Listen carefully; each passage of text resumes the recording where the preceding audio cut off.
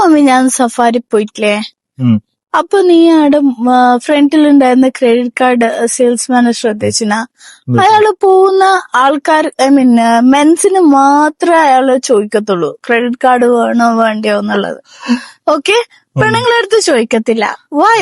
Okay, may be എന്താ പറയുന്ന dressing ഇത് നോക്കിയിട്ട് ചില സമയത്ത് ജഡ്ജ് ചെയ്യുന്നതായിരിക്കും. എന്നിട്ട് ഞാൻ ഇങ്ങനെ വെയിറ്റ് ചെയ്ത് നോക്കി, നല്ല വെൽ ഡ്രസ്ഡ് ആയ ഫോർമൽ ഡ്രസ് ചെയ്ത ആൾക്കാര് പോകുന്നുണ്ട്, ലേഡീസ്.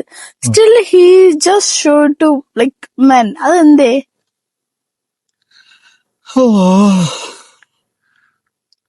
ഓക്കെ, ഇപ്പോ ഞാനിപ്പോ ജോലി ചെയ്യുമ്പോ എന്റെ പ്രൊഡക്റ്റ് ഇല്ലേ, ഞങ്ങൾ ആ പ്രൊഡക്റ്റ് മാർക്കറ്റ് ചെയ്യുന്നത് ആരെ ടാർഗറ്റ് ചെയ്തിട്ടാന്ന് അറിയാം? വിമൻസിനെ ടാർഗറ്റ് ചെയ്തിട്ട്. ഞങ്ങളുടെ മെയിൻ കസ്റ്റമർ എന്ന് പറയുന്നത് വിമൻസ് ആണ്. ഓക്കെ, ഫുഡ് ഐറ്റംസ്, കുട്ടികളുടെ ഫുഡ് ഐറ്റംസ് എന്ന് പറയുമ്പോൾ ഒബ്വിയസ്ലി മദേഴ്സ് ആണ് നമ്മൾ ടാർഗറ്റ് ചെയ്യുന്നത്. ഓക്കെ, ഞങ്ങളിപ്പോ അഡ്വർടൈസ്മെന്റ് ചെയ്യുന്ന സമയത്ത് ഞങ്ങൾ 80% ഓഫ് ദ എഫേർട്ട്, മണി എല്ലാം പോകുന്നത് ഈ ഒരു ടാർഗറ്റ് ഗ്രൂപ്പിനെ കൺവേർട്ട് ചെയ്യാൻ വേണ്ടിയിട്ടാണ്.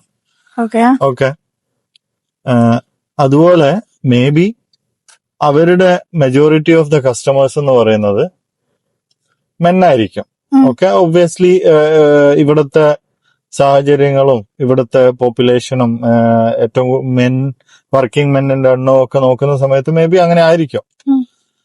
അപ്പോ എനിക്ക് തോന്നുന്നത് അവരുടെ മെയിൻ കസ്റ്റമേഴ്സിനെ ടാർഗറ്റ് ചെയ്യുന്നതാണെന്നാണ്. അപ്പൊ എന്താ പെണ്ണുങ്ങൾക്ക് ക്രെഡിറ്റ് കാർഡ് വാങ്ങിക്കൂടെ?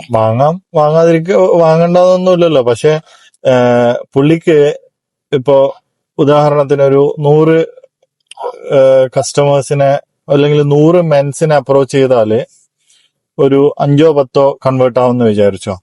ഓക്കെ, അവരുടെ ഡാറ്റ പ്രകാരം ഞാനൊരു ഉദാഹരണം പറയുന്നതാണ്.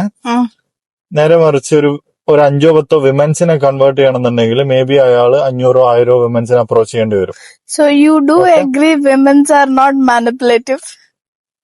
മാനിപ്പുലേറ്റീവ് എന്നൊന്നുമല്ല, അയാളുടെ മാർക്കറ്റിംഗ് അല്ലെങ്കിൽ അയാളുടെ ടാർഗറ്റ് കസ്റ്റമർ എന്ന് പറയുന്നത് മെന്നായിരിക്കും മോസ്റ്റ്ലി.